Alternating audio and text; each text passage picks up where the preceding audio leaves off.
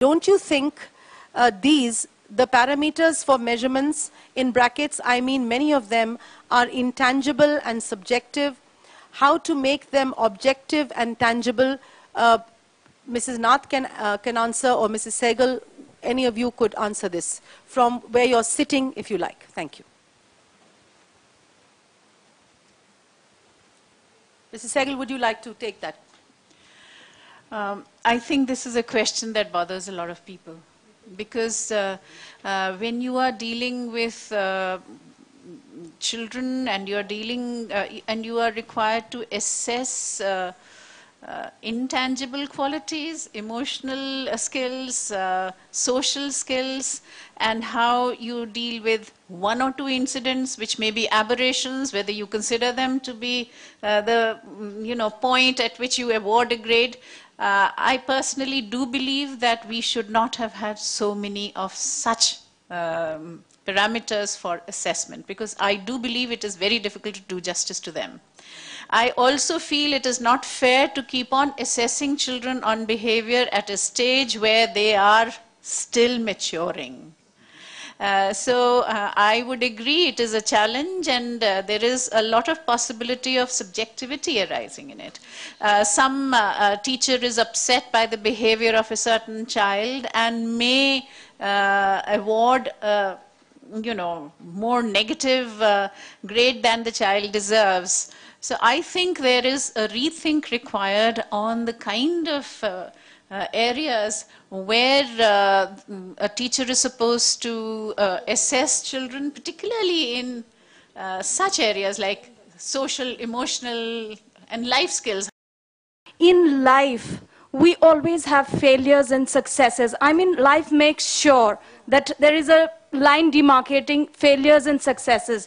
You can't drive a car, you fail your driving test, you can't drive the car. That's for sure. Unless you work hard enough to be able to drive that car, you will not get to drive that car. Then why are we giving this wrong interpretation? Why must we keep pushing children who do not come up to a certain standard and give them this false sense of whatever hope or whatever, that this is how life works. Whereas once they go out, this is not how life works. If you don't come up to a certain level, if you don't succeed, success will always elude you. It will never come to you. You have to work for it, and if you don't get it. That's the way life is. Every sphere, every phase. Then why must we keep pushing, keep retesting, giving them this false sense that, okay, all is hunky-dory? I don't understand this.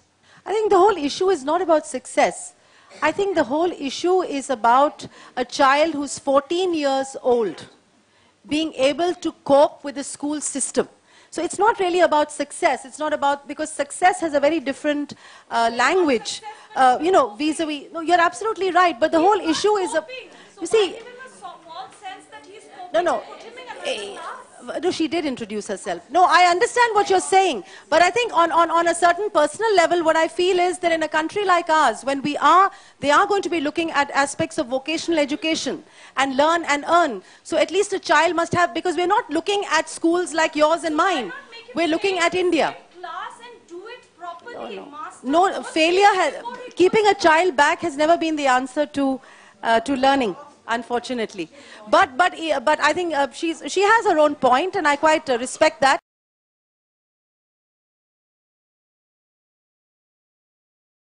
I don't really want to do an overview of this, because I don't think there is no overview. I think it's out there amongst us, and there's so many views, and there have been so much of wonderful sharing that has happened. And I just want to end with the Buddha again, the enigmatic Sakya Muni. I want to end with that. Of course, after thanking Ratna, Sagar, I want to end with the enigmatic Sakya Muni, because ultimately we're all here together in this wonderful churning.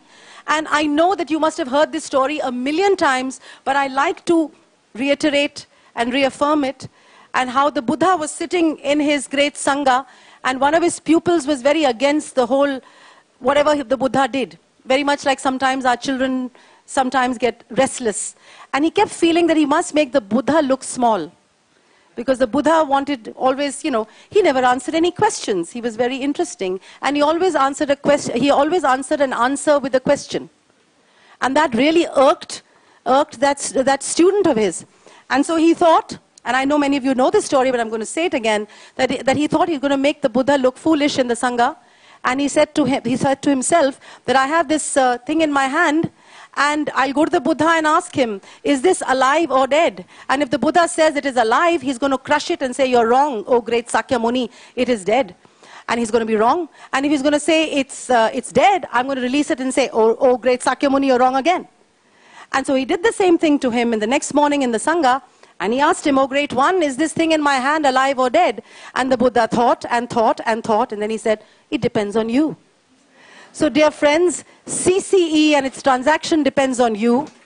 And thank you very much, Ratna, Sagar and Atya, for having done this wonderful sharing. My wonderful colleagues who I have tremendous respect for all their views. And thanks a lot. And God bless everybody, because I know we need the blessings, all our teacher families. Thanks a lot.